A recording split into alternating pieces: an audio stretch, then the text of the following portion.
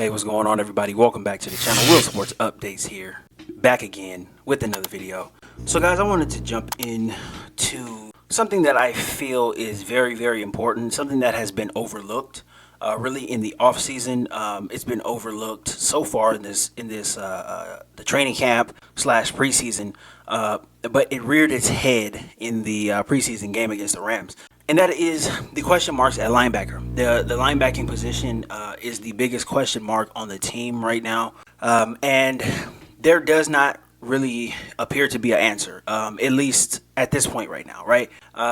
So this is something I wanted to talk about because we can't just keep overlooking this. And, they keep pointing out the talent, even on the broadcast, they kept pointing out, Khalil Mack and J.C. Jackson and all of the good things that the Chargers did in the offseason, but not a lot of attention was paid to the linebacking position, and I think that's going to be huge. Now, I want to be fair, when talking about this, Kenneth Murray, I did the video on him a couple weeks ago. I mean, he obviously is the biggest wild card right now, and to me personally, he is the most important person on the Chargers roster right now at this point. He's the most important. I'm not saying he's the best player.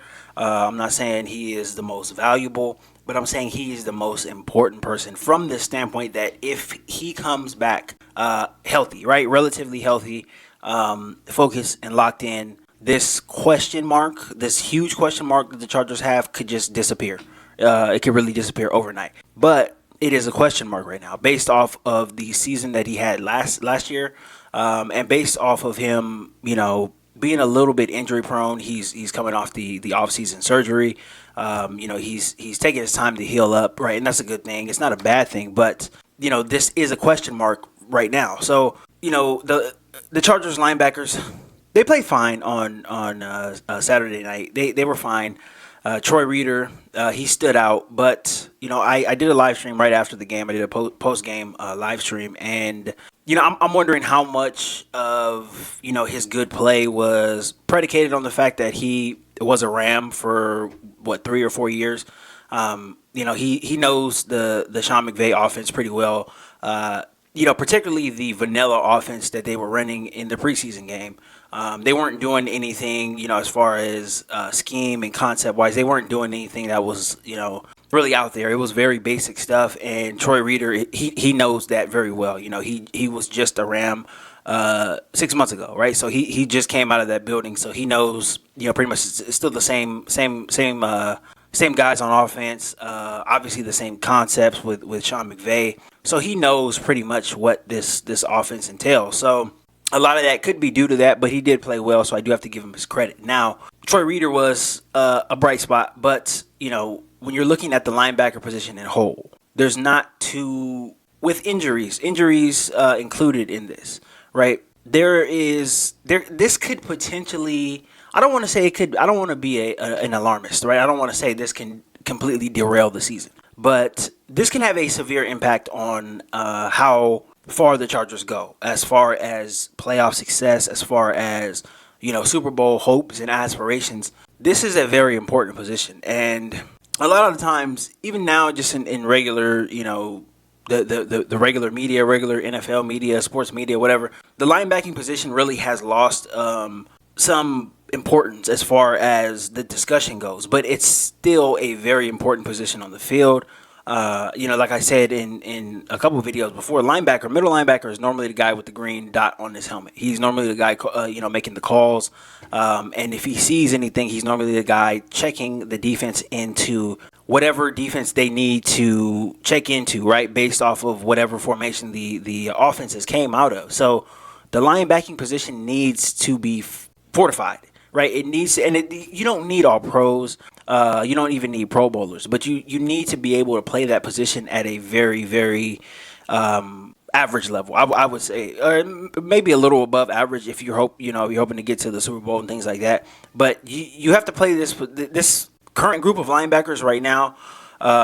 Maybe they can get it done, but it is a question mark. So the Roquan Smith trade thing came up last week, and I said no. So do I feel a little different about that right now? I do. I kind of do. We'll see what happens going down the road. But if the Chargers were to pull that trade off for Roquan Smith, then you have that question mark again is gone, right? And then if you can add a Kenneth Murray and a Roquan Smith in the middle of the field as your middle linebackers, then you're looking pretty good. That's a really young, aggressive group of linebackers who can get the job done. So question marks go away if the Chargers decide to pull that off. But I don't think that they're going to do that. They still have not officially come to terms with Derwin James yet. So there's still, that out there. So I don't think that that's going to happen. If it does happen, I don't think it happened anytime soon. So the Chargers are going to have to go with who they have now. So I just kind of just wanted to discuss this because this is something that cannot be overlooked. And as far as the division goes, as far as the AFC West goes, I am not too concerned really about the Raiders. I'm really not concerned all that much about the Broncos. Both those teams, they have a chance. They could be good down the line, but I think they're going to take some time to figure out, their new coaches, new coaching staff. They're going to, there's going to be some growing pains associated with that. The one worry that you can have as a Charger fan, though, if the linebacker position is not addressed and if nothing happens there, the team you can worry about is Kansas City. Kansas City can beat the Chargers if the Charger linebacking core is not up to par. They can and they will beat the Chargers if the linebacking core is not up to par because you can guarantee Andy. They lost Tyreek Hill and all of this stuff, and they are not as talented on offense. But you can bet your bottom dollar that Andy Reid will scheme up. He will scheme up, an entire game plan based off of exposing whoever it is playing middle linebacker, right? It could be Nick Neiman. He's a second-year guy with no, not much experience. Maybe it's Troy Reader, right? He's pretty good against the run, but against the pass, he's a little shaky. Andy Reid can scheme some stuff up against the Chargers, and he can take advantage of the lackluster play at linebacker. He really can. And with Travis Kelce, they already do a lot of, middle of the field stuff, but, they can really go ham on the Chargers. And that's one of the things that I'm worried about if the linebacking position really doesn't play up to par, right? If they don't play up to expectation, that can happen. It really can happen, guys. Like, all the talent and everything, all that stuff is good. It's great on paper, but this is a scheme game, and you got a guy like Andy Reid who's got so much experience doing this. It could happen. It really could. So I am not I'm a little uncomfortable where the linebacking position is right now. There's still time left, right? There's still 2 preseason games. The regular season is still, almost a month away or a little less than a month away. So there is still time for, Drew Tranquill to come in, get comfortable, after his injury.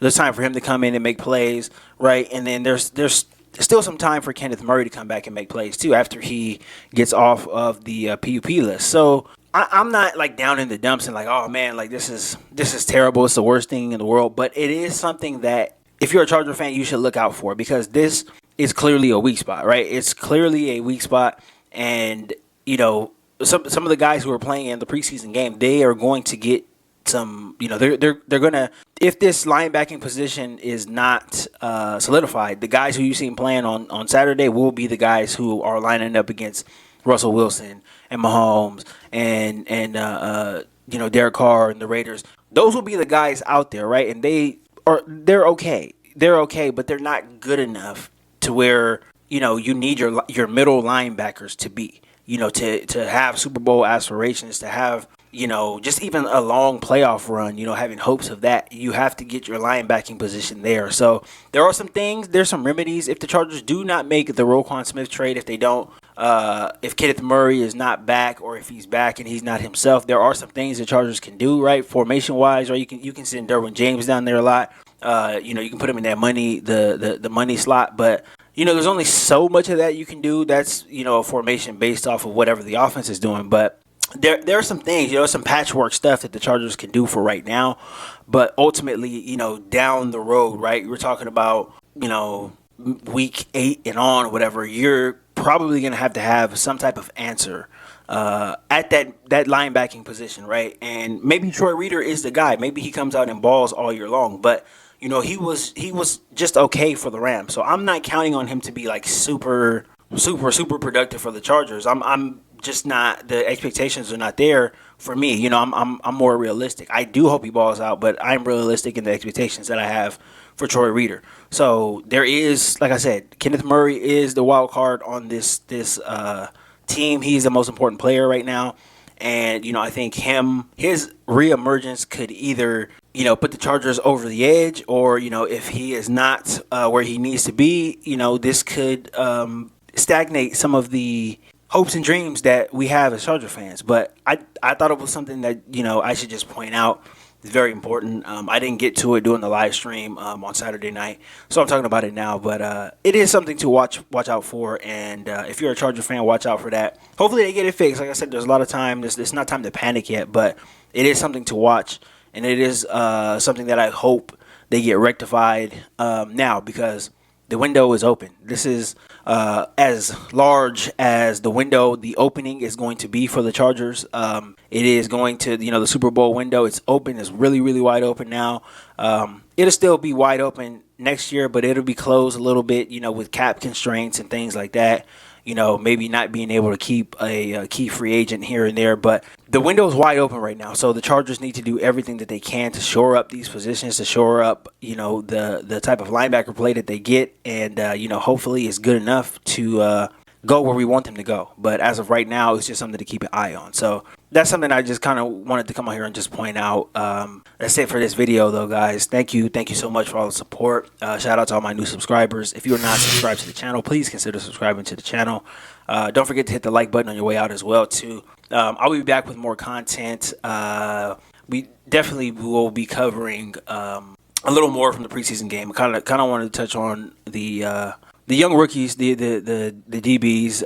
Obviously things did not work out the way that they wanted it to, but there is some light at the end of the tunnel, and I kind of want to get to that a little bit. So I'll be back with more content, and thank you guys so much for all the support. And until next time, I will see you guys later.